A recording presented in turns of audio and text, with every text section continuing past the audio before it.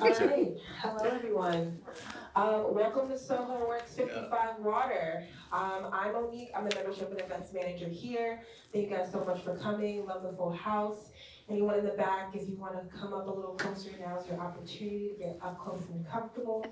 Otherwise, before I turn over to Ayesha and our lovely panelists, I do want to offer a great opportunity. How many of you guys are not familiar with Soho Works? Okay. Rare. For those who don't know, we opened in 2020 and closed 7 weeks later, but we are back and busy. And so I would love to offer you guys a complimentary day at Works as my guest. Woo! You can just grab one of these. There's a couple of these around. Yo, it is. There's a membership and events email on the back. It goes directly to me. So if you want to come in, I'll give you a tour. We also have other locations as well. We have 10J, which is just 5 minutes away. We also have one in Meatpacking, one in West Hollywood, 5 in the UK, and are looking to expand to Portland, Austin, Miami. If you're a house member, you know that it's very beautiful up there, upstairs, especially in Double House, but it's not the most conducive to working. So as an example, you have to run across the room to take a phone call. You also have to close your laptop after a certain time. Soho Works, you can take a call wherever you like in the space, as long as you have your headphones in, and people are pretty mindful. This is an example of one of our communal spaces, and you can take a call anywhere you like in this space as an example. This is not even half of our space. We're spread over 45,000 square feet, so there's a nook for everybody. We also have meeting rooms, we have phone booths, we have complimentary coffees, teas, snacks, breakfast, just the whole shebang. So again, if you're interested, grab one of these. Again, they're on the table. Otherwise, I'm going to turn it over to the lovely Ayesha. Thank you. Thank you. Thank you, Monique. Guys, that offer, so good, because being from LA, coming here to work, it's been so nice. So hello, everyone, and welcome to our Coffee and a Good Vibe live podcast event. My name is Ayesha Sehra, and I'm the host of Coffee and a Good Vibe. And Coffee and a Good Vibe is a podcast that is all centered around mindset and entrepreneurship. And on the podcast, I always say that your vibe attracts your tribe. So just being here tonight, this is what it's all about. Connecting abundant humans in a room together over meaningful connections, conversations, good vibes, and good energy. So your time is all so valuable, and I just want to honor everyone for coming out tonight because we're going to have a very exciting podcast panel. And I'm so big on the content that we consume because the content that we consume truly plays such a role in the results that we get out of life and our reality. So on that note, I'm so excited to kick it off with this very intentional panel because we are joined by such rock stars in various industries, and they're going to drop massive value for you guys on the podcast tonight. So we're going to kick it off. No pressure. You're a podcaster. You got this. And then your mic should be. Okay, so in typical Coffee and a Good Vibe fashion, I'm going to pass the mic on over to each of my amazing panelists and get each of you to share a little bit of an intro on you. If you guys could each give us a little bit of a background into the abundant human that you are and the work that you're doing in the space with your brands. I didn't practice this. This wasn't a question. No. Hi, I'm Leanne. I run a talent management company. We focus on digital creators, experts, and celebrities, and we help them fuel their brands and scale them. Hi everyone, I'm Mona. I'm in the wellness space, so I'm a content creator. I really eat, sleep, and breathe everything, clean eating, wellness, health. I used to be a pharmacist and learned pretty early on that I hated working as a pharmacist, like day one. So I transitioned over into just sharing the passion I have for what I learned throughout my education and really what I was living, but also, finding my own creativity. So that's now what I do full time. I'm Michael Chernow. I am formerly a restaurateur in New York City. I founded a brand called The Meatball Shop and another business called Seamores. I scaled those businesses and over a 12-year period of time, and recently, a year ago, launched a new business in the wellness arena. It's a lifestyle and wellness brand called Creatures of Habit. We make really awesome, nutritionally healthy habits. They're in the back over there. But it's really a superfood meal that I use to fuel my body for 18 years. And when I knew that I wanted to step into wellness, it was the first thing that popped up authentically for me. And so I've been doing Creatures of Habit for the last year, and it's kicking ass, and I'm really excited about it, and I'm excited for you guys to try it. But that's where I'm at right now. What's up? Nate Forster. I am the CEO and founder of NEOU, a media technology company in the wellness space. So we've had a kind of a crazy journey. Excited to talk a little bit about that today. But we're very focused in the B2B space now. Started as a D2C company, made the pivot to B2B. So we'll talk a little bit about that. But formerly professional athlete, became an entrepreneur. So we've had a journey for sure. And I'll shout out my boy here. Go get some Creatures of Habit. I invested. So everyone should go and get some. No, but it's really good stuff. But I'm excited to be here. Thank you, guys. So we're not going to waste any time at all on the podcast. We're going to kick it off with you, Leanne. Awesome. My first question for you. You manage some of the top influencer and celebrity talent in the game. And one thing that I absolutely love about you is that you don't just treat it like you're managing influencers, you treat it as you're managing empires. And I love that because each of the talent you represent, everyone has their own huge business. And you guys do huge collaborations and launches with different major brands in the space. Yeah. And it truly takes such a strong personal brand at the forefront to drive that brand awareness to the companies, the sales, the conversions. So I would love to ask you, what is the secret sauce, the magic formula to building a massive name for yourself in any industry? Got it. Loaded questions here. No, I think it's going to be helpful just to understand the audience a little bit. So is this on? Is that like, can you guys raise your hand, like who's a creator here?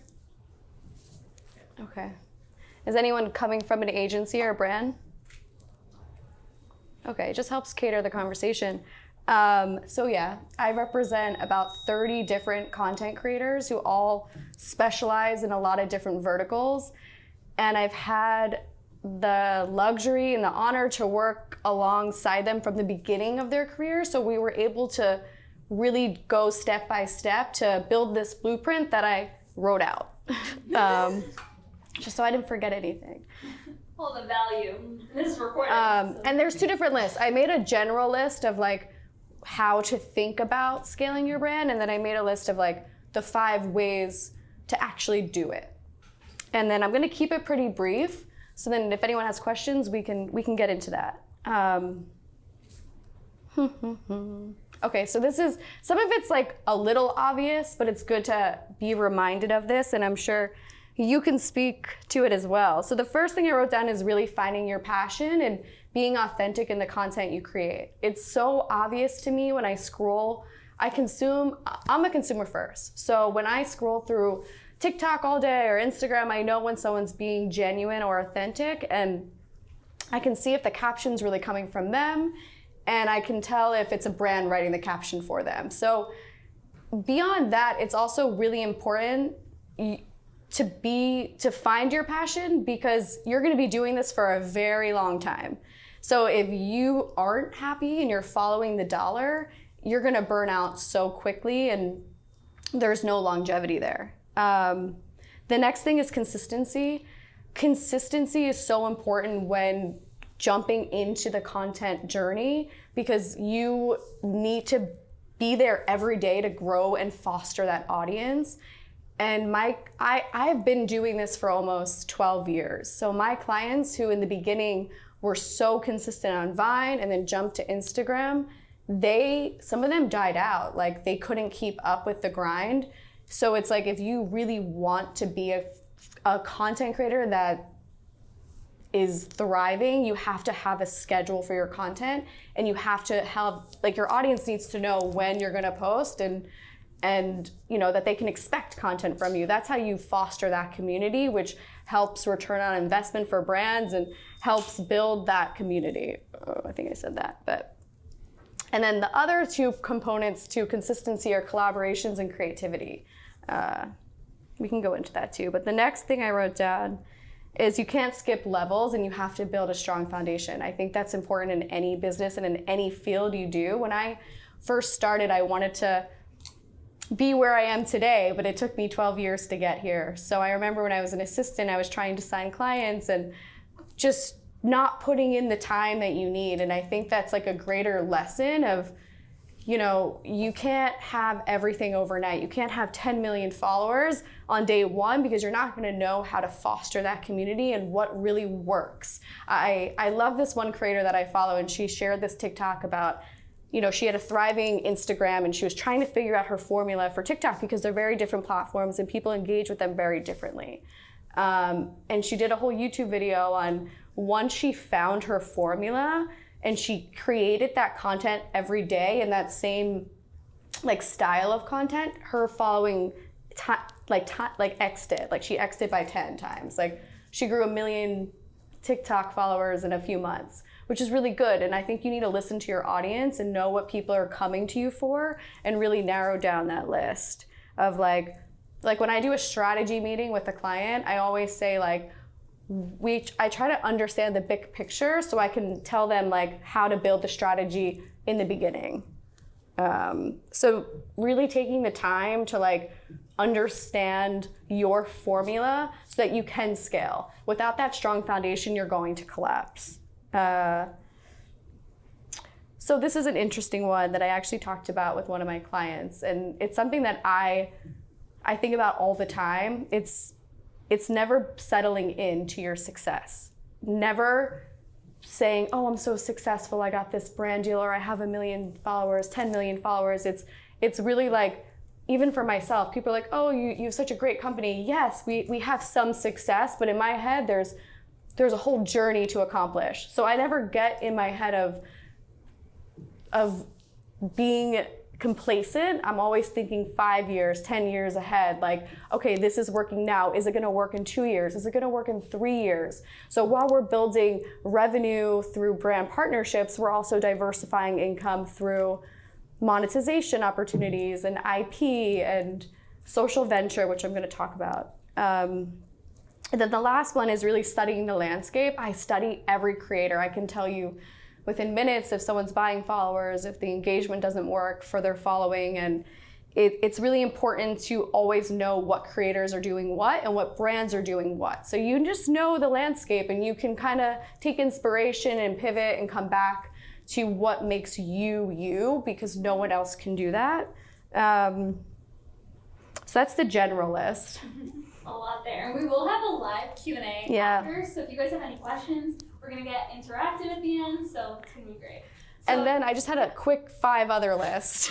It's really quick. I'll do this one quickly. Sorry. So to scaling a business, it's really important. This will be fast. So a lot of creators are one platform creators, and then they get to 2 platform creators. But in order to build a thriving ecosystem, it's really important to utilize every social media and understand the optimization values and monetizations that they offer. If you're going to create a piece of content, it's really important to put it on every channel. So if you're a short form content creator, why not put it on YouTube Shorts? Why not put it on Facebook? Why not go on Snapchat? It's building one of my client, Adam Wahid, who recently got Forbes top creator list. We've really been able to optimize every single piece of content that he makes, and it's been a game changer in terms of monetization for him and his business. So optimization, monetization. I wanted to add in that YouTube just announced today that they're monetizing YouTube Shorts. And YouTube has been such a platform for a long time that's been long form content favoring. They never had a Shorts feature. And in the past 3 years, they paid out $45 million a day to creators. So the monetization opportunities on YouTube is tremendous. And I really for a long time, my clients only focused on Instagram and TikTok, but now we're really focusing on the full ecosystem because of the opportunities to monetize. The next one is quickly IP. Owning IP and the brand extensions. It's really important for my clients that have that true engagement to diversify their income and own something. We have a whole products division of my company, and we've launched 2 clothing brands, 3 educational courses, and we have a lot of other things in the works. Social venture is something else that we're really focused on. And that's, we invest in companies through social media, and we'll trade posts for equity. And then investing and advising in companies. And the last one is partnerships, branded content, and charities. And that's the 5 steps. I'm done. I could talk for hours, so. No, I love it. So much value there. This is recorded, so we can go back and re-listen and take notes, because I feel like that is all value. So my next question, I want to bring it over to you, Mona, because you've been an OG creator in the space since it began, and you've stayed relevant, you've pivoted, you've been on all different platforms, literally everything Leanne's saying, you've done it. I truly believe that.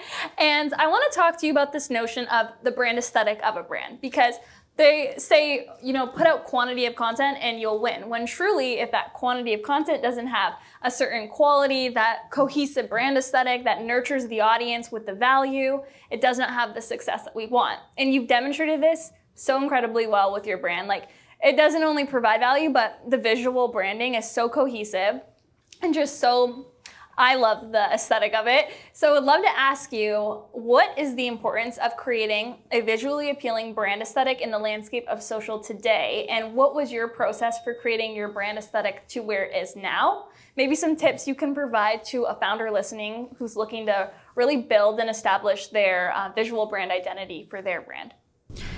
I think I have a really strong opinion on this, because to some people will argue that it doesn't matter as long as you're putting out more content. I think both, because my thought is like, put out the most amount of content you can, but making it visually appealing. Like, I know me as a consumer, when I see something that draws my attention, like when it's a very clean aesthetic and certain colors I like I'll want to consume it more. I think if it's going to stop you from creating content, let's say you want to put out a video and it's a really good piece of content and you're like, but it doesn't look good. I think that's where it'd probably be more beneficial to share it. And we find such creative ways, like now with Reels, you can choose a different cover photo. So you can film the video, and then if you want your feed to look nice, okay, in this video I'm making a beet salad, but there's not a good shot. Let me get a really beautiful picture of a beet salad and then post it as a cover. And you can even change the cover photo on Reels now, later, which is a new addition, which I think is really cool.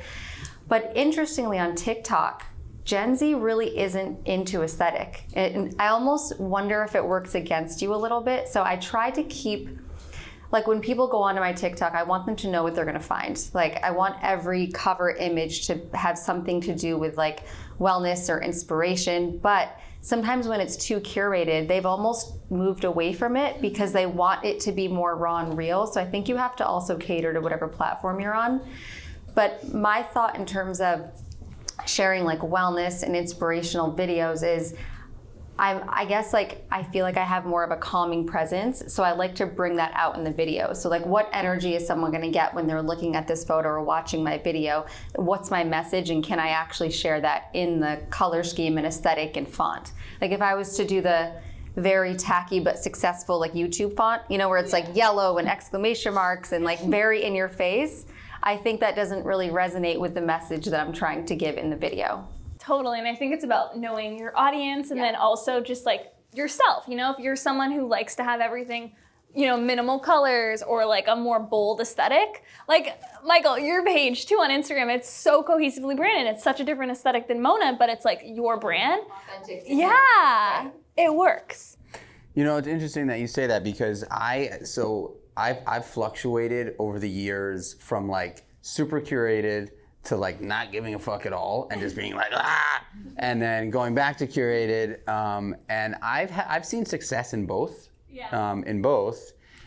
But now we're in more of a zen spot where it's just we're basically just let's just make it all feel a certain way, just like you said, right? When people come specifically, not on my TikTok page, there's only one thing happening there. I'm not doing any fitness. I'm not doing any nutrition. All I'm doing is talking about life experience. And so every single feed, in feed post, is me, 2 camera talking head. And that's worked well on TikTok for me. And I think and I think it's a little bit different, the experience for the consumer on Instagram and TikTok, whereas TikTok, I feel you have to find your lane and like if you try to be all over the place on TikTok, you're lost. The algorithm too rewards you for being like niche down. Yeah. It's interesting. And I also think it matters if you are a CPG brand or a personal brand. I've had on a lot of different founders and founders who, like all of you guys have personal brands. You can be more messy and like less curated, but if you are a CPG brand, I think there's so much more value in being more curated. I mean, Creatures of Habit, the grid is like 100% cohesive. Yeah. We stay. No, I love it. Perfect, because my next question is to you, and I want to go into another topic of brand and business building, which is so key, and that is relationships. Because relationships are everything, right? They serve when you're looking for investors, when you just want advice from peers, when you want to build community. And you are the king of relationships. You've demonstrated that with your background. If people don't know, like you worked in the hospitality industry, with everything you're building with Kreatures, also fellow podcast hosts. And relationships are so important on this medium in particular. So I'd love to hear from you.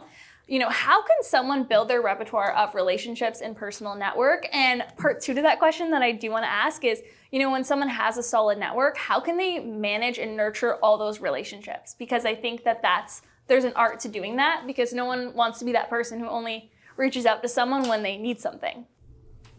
So I feel very passionately about relationships. I am not a smart guy. Academically, I am not interested. But you put me in a room with anyone, and I shine, and that's something that I learned about myself early on, and that ultimately that's why I think I landed in the hospitality business, because I love communicating with people, I love connecting with people, and I believe it is somewhat of a superpower, not only of mine, but like if you have that, it is a superpower in general, right? Like if you can figure out how to acclimate and make people feel good. Genuinely, not like trying to screw them over, like actually like want to listen to somebody and be an observer and also, you know, communicate and connect. It's been my number one platform for success in everything I've done in my life. And so, you know, I've said it many times, the business of business is relationships. The foundation of relationships is trust. And people at the end of the day, like you could be very, very smart with financials. But if nobody likes you, it doesn't matter how smart you are with financials. It doesn't matter how well you can manage a P&L. If nobody's buying your shit because they don't like you, it doesn't really matter. And that's what I've learned over the years, which is like my job as an entrepreneur, as a husband, as a father, and as a human is to really triple down on my on my assets, which is my ability to connect with humans. And it's worked out really, really well. And I think if there is, you know, and I also think that there are certain people that have it and that don't, right? And I think that if you struggle with connecting, if you struggle with being the first one to, you know, say something, if you feel uncomfortable in those environments, you know, I would just say you can get better at it. It just takes practice like anything else. I think that there are certain people that are obviously naturally inclined to be like outspoken and like the life of the party. And but I do know that at the end of the day, like this EQ thing that was not talked about for many, many years, you know, it was basically like if you went to Harvard, you have a good shot, right? If you went to Stanford, like you're in. And by the way, still like totally viable, right? Like if you go to Harvard, you probably have a better shot, right? But like, you know, and I can only speak from my experience authentically. Like, I didn't go to college, you know, and that has never once in my entire life. Now, I've never tried to be a lawyer or a doctor or anything like that, but like it's never ever gotten in my way. So I would just say, you know, and I'll finish with this one story. So I was sitting with a mentor of mine years ago he's basically Danny Meyer's business partner at Union Square Hospitality Group. And we were sitting at Maialino, and I would meet with him on a quarterly basis, one of the most amazing dudes in my life. His name is Richard Corain. This guy's running like one of the biggest hospitality groups in the country, right? Union Square Hospitality. And he would take these quarterly meetings with me, and we were sitting there one day, and he watched somebody walk into the restaurant. We were sitting having brunch and or breakfast, and he saw somebody walk into the restaurant and nobody greeted the person. And that was like, so like, you know, that is just not how it goes at Union Square Hospitality, right? Like somebody fucking walks in the restaurant, there's like 19 people that run to you. And he looked at them and he looked at me and he goes, look over there. And he sees, you see that person right there? He goes, that's a relationship waiting to happen. And if we don't take the opportunity to develop it, somebody else will. And I was like, okay, I get it. Like I watched that person completely confused and like uncomfortable and like not sure what to do. And he was basically like, we lost her. And that to me was like turning the key and being like, you never want that to be the case.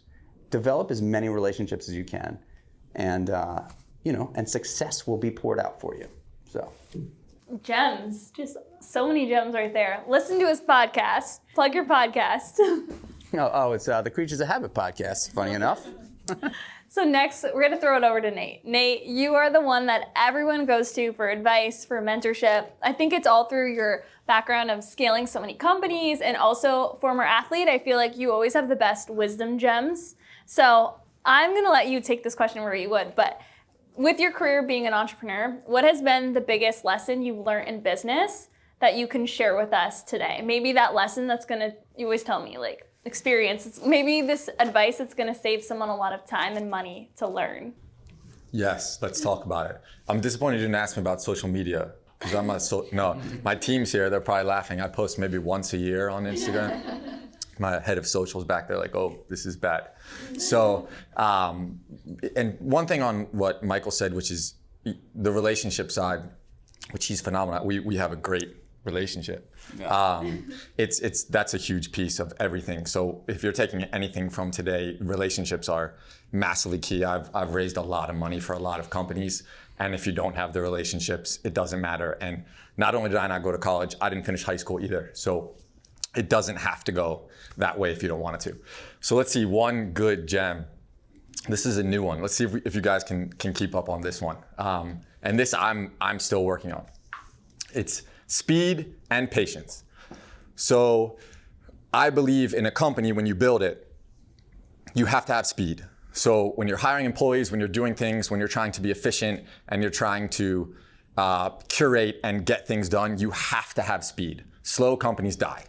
That's just my thought. I think if you look at a lot of companies that have been very successful, it's about speed. And speed doesn't always have to be, you know, 1,000,000 miles an hour and it happens in a week. There's different ways to look at it, but it's speed. You have to move with urgency 24/7, or someone will beat you to it, or you'll get left behind, or it just won't happen when it needs to happen. And it's okay to make mistakes when you're going fast, because everyone's gonna make mistakes, right? But you have to continue the speed. But where it gets really tricky is on the patience side. Because while you're executing and you're moving so quick internally, externally, when you're trying to get results, you have to have patience. Because it takes time for all that speed and all the things that you're doing internally to get the results externally, for the revenue to come in, for the new partnerships to work. Make the mistakes. That partnership didn't work, but another one will. To see it all come together, you have to have a ton of patience. But then you have to have speed. So it's really it's a tricky thing to manage. I work very hard at it, and I have a lot of really great mentors that continue to teach me it. But every day that I wake up, I think about everything that I need to get done. I have to have that urgency. I have to have speed. And then I need to take a step back once we get those things done. Okay, let's wait and have some patience and make sure that those results come in. And then we'll start again. And we'll start again. But I do believe a lot of people get complacent. They do not move with urgency. You have a mission, you have drive, you have something you want to do. Pretend that there's somebody else trying to do the same thing, and they want to beat you. And that's a little bit of the pro athlete in me talking there, but I promise you they exist. So have the urgency, and then show the patience for the results. I couldn't agree more. I love that. I love that too. I need that on repeat. I'm just gonna listen to this every morning. So my next question is for the whole panel. You know, you guys are all on these abundant missions, chasing huge goals, innovating on businesses and brands. And I gotta ask you, what is it all for? It's a loaded question, but what is your internal why behind what you're doing in the world and what you're creating? What are your internal drivers that keep you going, wake you up in the morning, hungry to get after it? Because especially when, you know, we hit adversities and roadblocks in the journey, these are the things that get us going. So would love to hear it from you guys. Who wants to go? Hit it. Go ahead. All right. It's a good question. I had a podcast called Born or Made for about 1.5 years where I asked this question specifically. I'm really interested to seeing what drives people to do what they do. I think for me, I'm a ferocious hunter. I am a discovery junkie. I like wake up every single morning fired up to lift up rocks and like see what's under there. I mean, I literally do that with my kids. Actually, we go into the woods and we fucking lift up rocks, and we're salamander hunters, but we're hunting. You know, but I am, and there was a period of time in my life where I didn't care. I was I was an addict. I was an alcoholic. I was a drug addict, and I figured out a way to get out of that a long time ago. And since I was able to change my life, I really have become passionate about living every day, not like it's my last, but it's like it's my best. Like I want to earn and appreciate every single moment of every single day. So when people ask me why, like why do you have to go so hard in the gym? Why do you have to eat so healthy all the time? Why do you have to create another business? Why? And I'm like, why the fuck not? Like, why wouldn't you? Why would you let life pass you by? Why would you sit back and watch other people crush it? You know, and that doesn't mean that like you can't have a balance in your life and like take days off and enjoy the fruits of your labor. But I believe that I am motivated by curiosity, discovery, and wanting to push it on the board, and I think that's what's driven me, and I think that's what drives a lot of successful people. This idea that like, why not? Why wouldn't I put the pedal to the metal? You know. Love it. Do you want me to go? Yeah. Sure. I actually love this question because I never even realized, like, when I was working at the pharmacy, like, I'm just going to be totally real. My thought was, okay, I'm just going to get married and be a mom and like probably not work that much at some point in my life. So it wasn't like I had this passion career. It was like, I'm Persian, so you go to school, you get educated, and you work and make some money.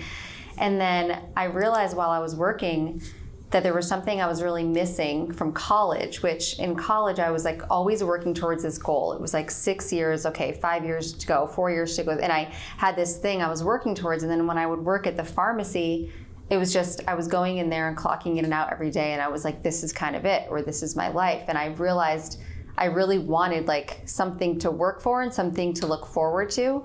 So when I discovered that I wanted to go down this creative path, I just had this moment where I was like, I will do this for free for the rest of my life, even if I never make money, because I love it and it like excites me and it lit some kind of fire inside me. So I think everyone should do what makes them happy. Like actually, some of my roommates from college love that they work at the pharmacy and they don't have to think about it when they get home. They just want to work 2 or 3 days a week, be a mom. And that's totally fine. That fulfills them and they have other things.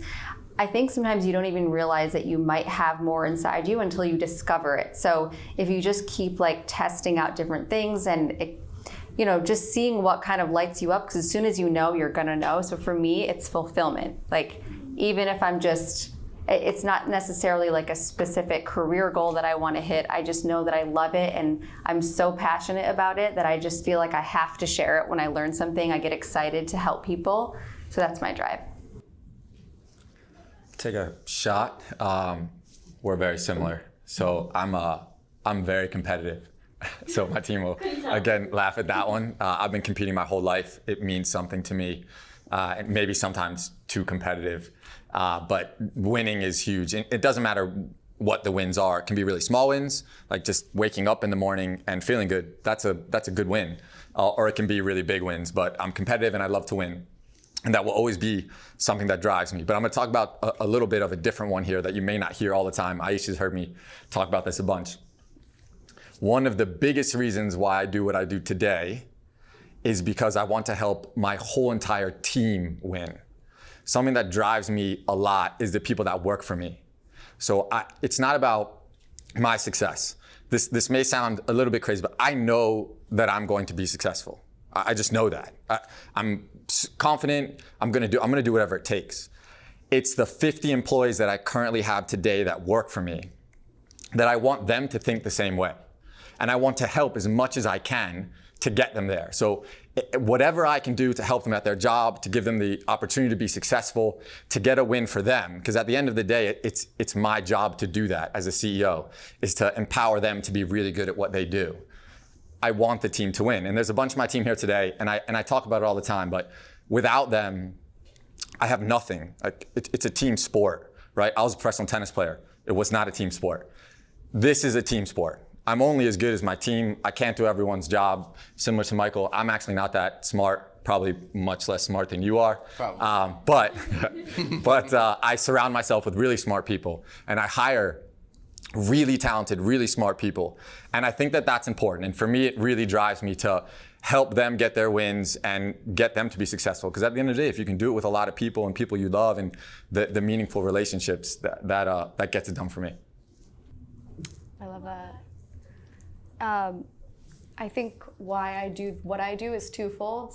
I love being in service to other people, and I really am fulfilled when I'm giving. And simultaneously, I think growing up, I've always loved the art of the deal and meeting people. And I have two best friends from middle school here, and I was always creating businesses and selling nonsense at a young age for fun. And I think I was really inspired by like hip hop growing up, and the way that it brought people together and really brought together a community and uplifted people. And I wake up every day and I absolutely like have this fire inside of me, and I'm excited to talk to people. I'm excited to talk to my clients and create these deals. And it's really the best of both worlds, because I think the more love you give is the more love you receive. And it's this balance of like thriving and creating all these opportunities for my clients, and also knowing that I'm servicing them, and that makes me happy, and knowing that they then can affect millions of people. It makes me so happy. Love that. You guys are gonna eat the next question up. I just know it. I want to talk about a topic that I don't think is talked about enough in business and entrepreneurship, and that is mental health, mental well-being, mental wellness. Because I feel like in these journeys, we're all on these abundant life journeys, and sometimes in the journey, I can speak for myself in this, we get caught up placing our happiness outside of ourselves. We can say things like, once I sell my company, once I hit X income goal, once I meet this person, then I will be happy. But when we place our happiness outside of ourselves in external things, it's forever a losing game.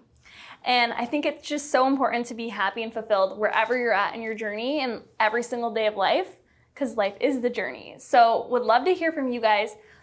How do you stay so happy, grounded, and fulfilled every single day of life? And this could be habits, routines, mindsets you instill in yourself every day, just the things that you do daily, a part of your life that keep you in check. Because I also think with social media, it's a beautiful thing, but then you can get caught up in other people's ideals of success. So just like, how do you stay super intentional and happy at the end of the day? This is so loaded for me.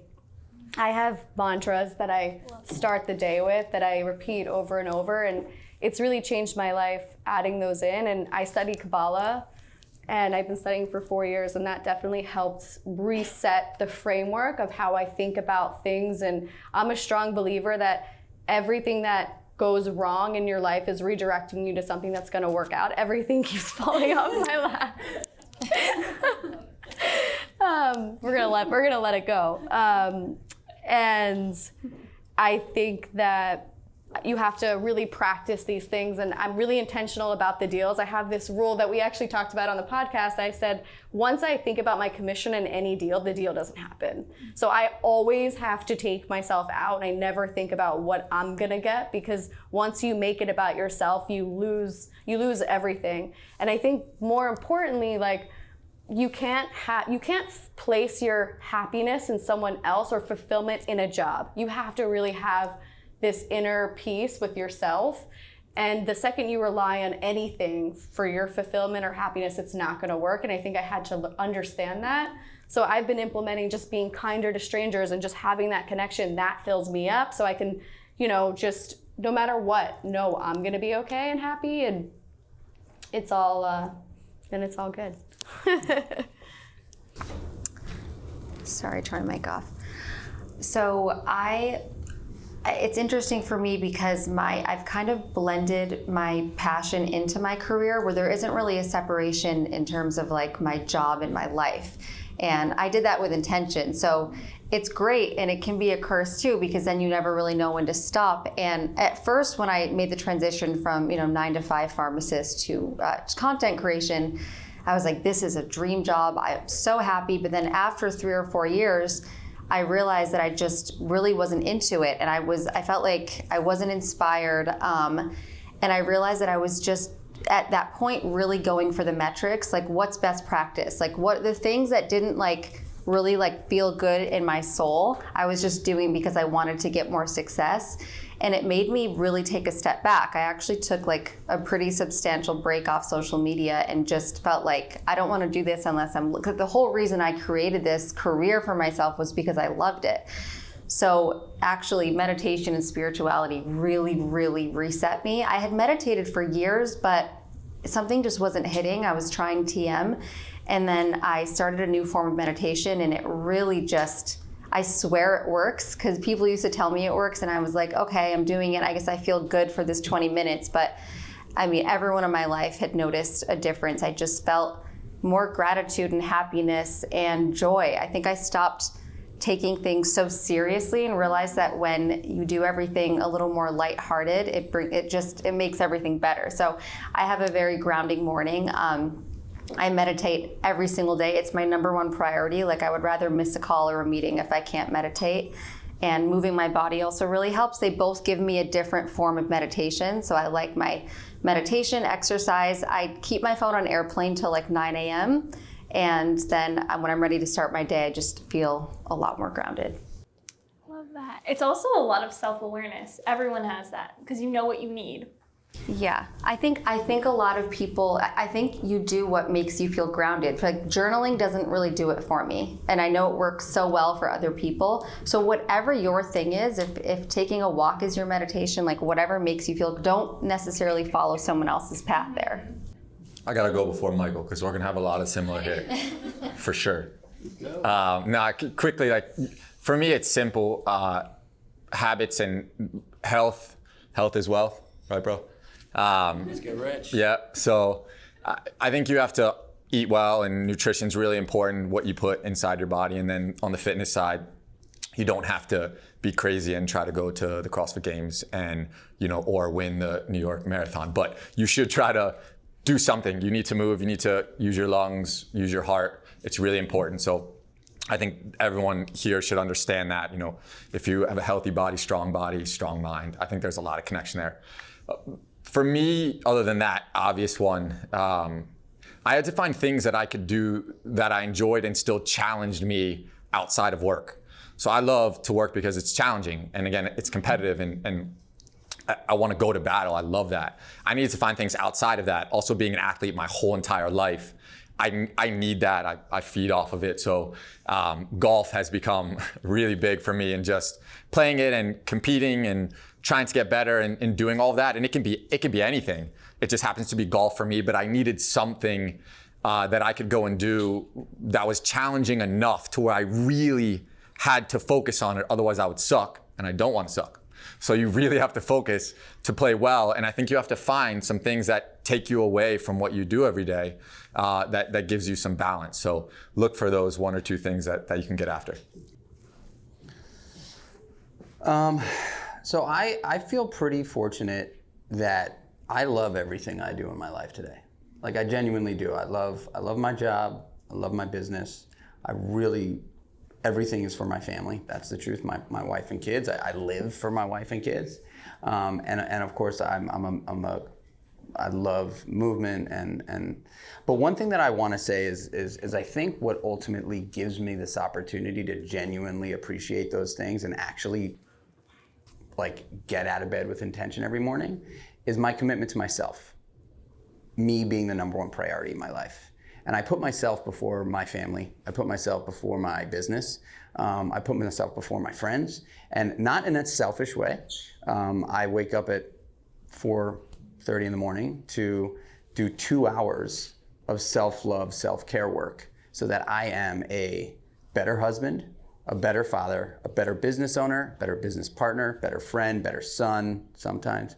But you know, I really do, and I am a very, very, very structured individual. I've got a long list of things that I do every single morning that are, you know, in a succession that really works for me. I think it's also probably I have to do that in my life because I genuinely love discipline, and like you, like I love the challenge of it. But ultimately, I want to be the most present person I can be for my wife and kids, and then my business. And the best way to get there, because I know those things make me really happy. And the best way to get there is to really take care of me first, you know, and obviously the age-old saying, like, the plane's going down, you know, put the mask on yourself first so that you can be available to help the person next to you. And I take that very seriously. I love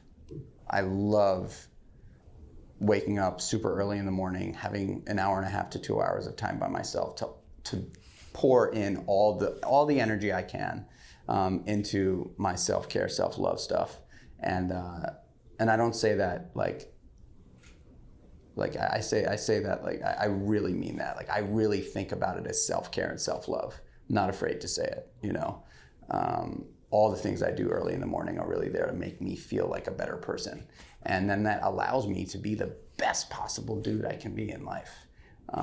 Not every day is a win, you know, but I do my best to put my right foot forward. You know, if I get caught like I did last night in a YouTube black hole, you know, because I'm in the city and my wife and kids are upstate and I'm like by myself watching like CrossFit games from 2008 to 2022, I get caught there. But, you know, every day is an opportunity to win. Every day we get given this awesome opportunity to start fresh, like every single day. You cannot do shit about yesterday. Nothing has ever been able, no living organism, jump back into yesterday and make a change. So every single day we get this opportunity to like start fresh. And you can take it or not. And you know, I choose to take it. I think it's where we, you know, living with intention is important. It makes me happy. Well, that was so good. And it's so true too, like with, you know, I get to interview so many different people, and one of the things that I always like to say, it's like about adopting what serves you. Like there's all these tools, right? Everyone drops so much value, but it's like knowing yourself and being like, okay, I vibe with that. Like I don't want to wake up at 4, like knowing yourself and then adopting that, because obviously that's going to be what's going to be best for you and in your highest good and going to serve you the most. So we're going to open up the floor to you guys. There are so many different things we talked about, so like anything is open game. You guys can direct a question at anyone. You can ask anything, the whole panel. Who has a question? Anyone have a question? This always happens. Whenever you do like a Q&A, no one raises their hand and everyone goes at once. Maybe. If there is any questions. Yeah. And yeah, you get to speak it into the mic too. Sure, why not? You guys are really interesting. I guess my question is for anyone here. What has been your biggest challenge when starting and scaling a business, or challenges? Mine's easy. I don't know if yours is easy. People. People's the hardest thing in the world. It will always be. Nothing's even close. Finding the good ones, understanding who's not good, making that mistake, understanding it, being accountable for it, making a change. People, hardest thing. It's not even close for me. You mean like talent, like finding? Hiring and firing. I think mine sort of has something to do with people. I've always actually been good at finding people. The hardest thing. Here. What? The dream team is here. They're here. The squad. Part of the squad is here. No, I think the team. I have a great team. I'm a bunch of them here too. I think just for me, it's like the initial piece. Right, just like understanding finding the right pieces, who's doing what. Like people is always going to be, like, you know, one of the. I think my biggest hurdle always has been very much like bouncing off of what you said earlier, speed and patience. In startup phase, it's not about trying to grow as fast as possible, but it's about trying to get shit done. Like, the slower you move getting things done, projects done, and I think what slows that down a lot is, specifically as a founder, the people that you surround yourself with look at you as the founder. And so typically, if you're not very specifically empowering them to make decisions, like, we're a baby company. If I have to make all the decisions as a founder, it doesn't make any sense to have you guys here. So empowering the team to be like, okay, whether you crush it or not, make the call. I'd much rather you come to me with I fucked up, than hey man, we got a problem. You know, like, I think the directive is trying to empower the people that you surround yourself with, specifically in the beginning, to just make decisions. That's the perfect example of why people is so hard, because you have to find the ones that will make the decision and then have accountability for the mess up and learn and get better, instead of having other people check other people's work and then that person's checking this person's work and then all of a sudden I'm paying 15 fucking people to do the same job. But I also think that, like, as the founder of a company in the early stages, it's not only you empowering them, it's you actually having the confidence to take the accountability for everybody's mistake, and really just entrusting people that you've made a great decision by bringing this person on your team and giving them, like, actual autonomy to go out and make decisions. Because and that's where the speed part comes in, right? Like, if people aren't making decisions around you and you're a lean and mean team, you're screwed. Like, you have to have people that are like, and if they don't have the confidence, but you really like them, continue, like, make it part of your job to over and over say, hey, Sehra, you've got this. Fucking make the call. Don't ask me again. Go for it. This is your shit. Own your department. Own this category. Go. And when she wins, high five and hug. And when she fails, high five and hug. You know what I mean? Because, like, failure is part of the shit. It's part of the game. If you're not failing, something is wrong, you know? And I don't mean, like, you know, throwing in the towel failing. I mean, like, if you're not making mistakes on a regular basis, chances are, specifically in startup, like, I've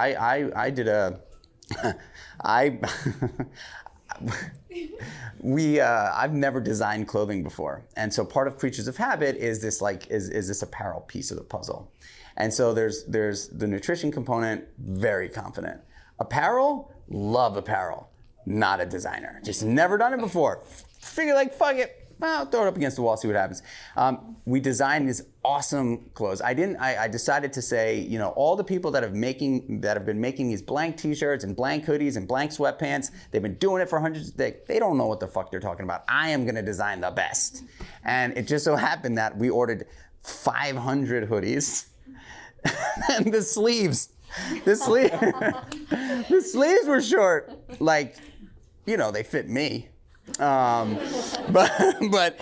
you know, like, I was like, you know, just like every size we go up, make it like 3/4 of an inch longer. Oh, that's why when I ordered mine, you're like, no, get a large, get a large. Yes. So like, you know, you live and learn, and it's like, and it's funny, and it's not funny. I mean, it sucks, but it's kind of like you laugh at those things now. Hopefully, it doesn't take you out. But, like, if you don't have the confidence to see, like, a problem and then grab the sledgehammer and fucking smash the wall to, like, get to the root, the chances of success are slim to none. That's the way I see it. And just the last piece I would add there, 2 things to look for when someone, because you're gonna get a lot of applications, you're gonna look at a lot of people that wanna come and work for you. 2 things that are, I think, the most important, I think Michael would agree. Work ethic and accountability, because he just talked about it 17 times. They could go to Harvard or Stanford, amazing, awesome, that's really cool. But if you don't have work ethic and you don't have accountability, it's really hard to have urgency and to accept responsibility, fall on your fucking face and get back up and do it again and do it better. And so that's 2 things that I always look for. These are good answers. Who is a question? I think there was a hand back there. Yeah? Yeah, I don't need a mic unless it's going like whatever. So traditionally, like being an entrepreneur was, and we're going back like 50-ish years, was like for the fuck ups, the outcasts, like the people who didn't really fit in a box. And I'd say like over the past 5, it's become really like cool to be an entrepreneur, like be out on your own. And if I were an employee at a company and I earned a good living and I could like have a good life, but I wanted to do that, but I wanted to like take that leap to be a master of my own universe, how would you tell someone looking for that first step, like, hey, I have a job I go to 9 to 5, I don't hate it, but I also don't love it, I want to try to like figure out if this works and not just consume my entire life. Like, what's that first step for people? Because I think people think you just like become an entrepreneur and then you're rich. You said you don't want it to consume your entire life? Like, yeah, if I have a job and I want to explore it, how do you even understand how to earn your own money? There's a difference between making money and earning money, and like being able to create money from an idea is not the same as going to work and making money. So like people are like, oh man, I'm going to start my own business. I'm like, oh cool, what are you doing? And they're like, how do you actually make it to make money? So I think a lot of people just think it's cool to be like, insert cool word that is going on social media right now, and they just think they can like, invent money out of thin air. So how would you say, okay, I want to leave my job and start my own company? Like, what's your advice? I mean, I'll take this. So I worked at a talent agency that specialized in celebrity endorsements before I started my company, and fortunate for me, they treated me like shit. So I one day like did the math on how much money I'd earned the company versus how much they let me take home, and I quit 3 months later. But the catalyst was a friend calling me every day, why don't you have your own company? When are you gonna start it? So I decided to quit on my birthday, and I started it the next day. And I thought I wanted to start a talent agency, and in year 2 I pivoted and built a digital management company, and I have no blueprint for that, and I still don't have a blueprint for that. But I have visions very clearly in my head of what I want to achieve, and I don't stop until I achieve it. So I think it's like, it's okay to change paths when you start something. It's okay to not know exactly what it is, but if you are eager and consistent and keep pushing yourself and never give up, because you're gonna fail, but that failure is a lesson. So never looking at like a door shut as a bad thing. You're just that much closer to a door opening. It's just that knowingness inside of you that you have, that if you want it, it's gonna happen. And then just testing the market and experimenting. A lot of my clients don't know in the beginning of what content's gonna hit, but you have to experiment. The same thing with the job. So just to back up, like I started a music agency when I first started, and I realized 8 months in, I was like, I really am not happy doing this. And I pivoted, and that's okay. So I think it's just knowing that you want it and making sure you actually want to commit. I think that's the biggest thing, committing. I will say, so I was working as a pharmacist, and I basically took 3 years where I was doing both, because I was like, I need to pay my bills. Like, I can't just become a content creator. So every day I'd get like done at the pharmacy at 5. I would like drive across town in LA to take hosting classes for like an hour, and then I would stay up till like 11 or midnight working on it, and it wasn't work. Like, I wanted to do it so badly. It was all I cared about. So I think when you're starting, if you're doing something like that you want to start that's not your normal job, I feel like you have to love it, or else why would you want to work hard at it? Because you're not going to make money in the beginning. So once I started making money, I was like, okay, now I can quit the pharmacy. And I won't even get into this partnership that I got into that I thought could like get me out of the pharmacy, but basically like I fell flat in my face after a year and had to go back to the pharmacy, which was the worst thing ever. So then I started working part-time and moved in with a friend and just paid her rent to like rent one room out of her house. And then again, after 2 or 3 years, I was eventually able to make, because it's scary when you go from making a salary to like, oh, I'm not gonna make money unless I actually earn it every time, and it might be unstable from one month to another. So just sharing my experience, I liked doing both so that I had a little bit of a cushion instead of just jumping. I just add one other thing to that, which I mean, when you asked the question, I was thinking about like my experience going from working as a technician in hospitality to actually opening up a restaurant.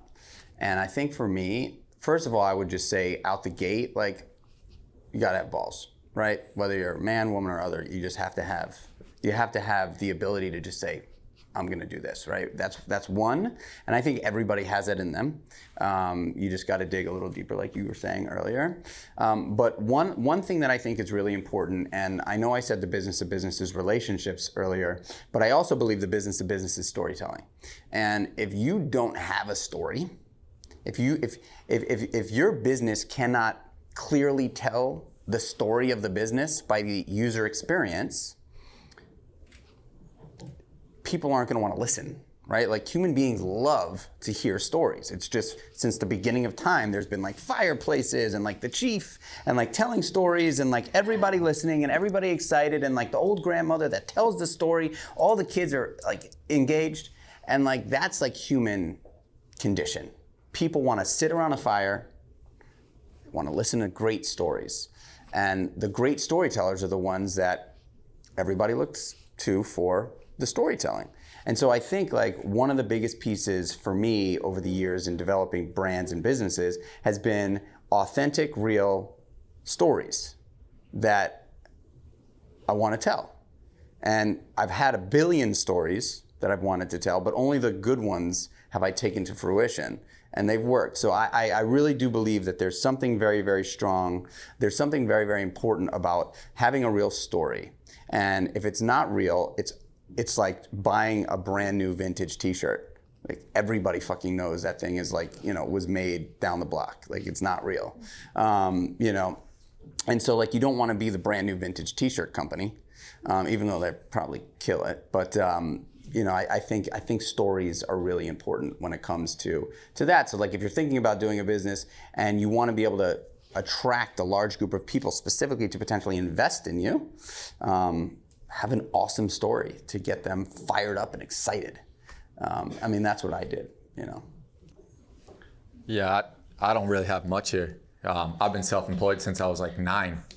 So I you know, started with Pokemon cards, and that went well for a little while when I was like 12, you know, 10. But no, and then it was just sports after that. So, and of course I picked a sport where it was just me on the court by myself. So I don't think there was ever, and this may sound a little crazy, but I'm sure my mom would say that this is what I said, is I don't know that I ever wanted to work for someone or do that. That wasn't anything. I always knew that there was things that I wanted to get done, but I liked betting on myself. I would always want to bet on myself because I believed in it.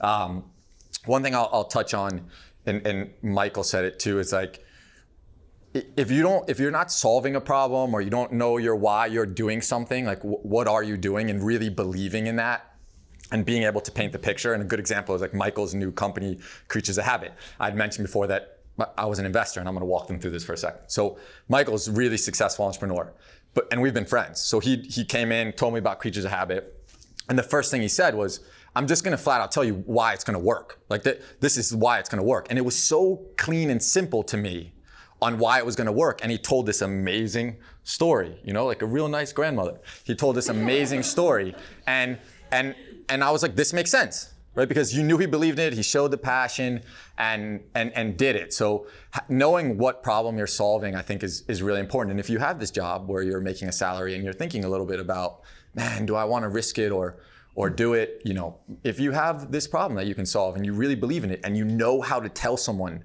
how you're gonna do it, it's a really good sign that maybe you should take a shot. Love it. All the gems. Luckily, this is going to be on Coffee and a Good Vibe. So you guys are not already subscribed. We are on every podcast platform.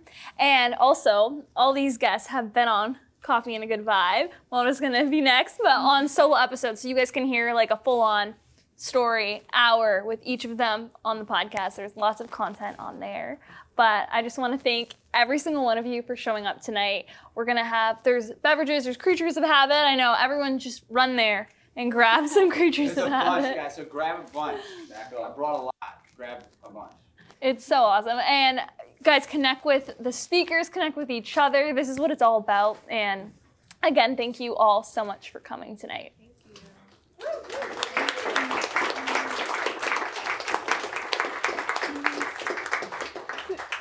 you.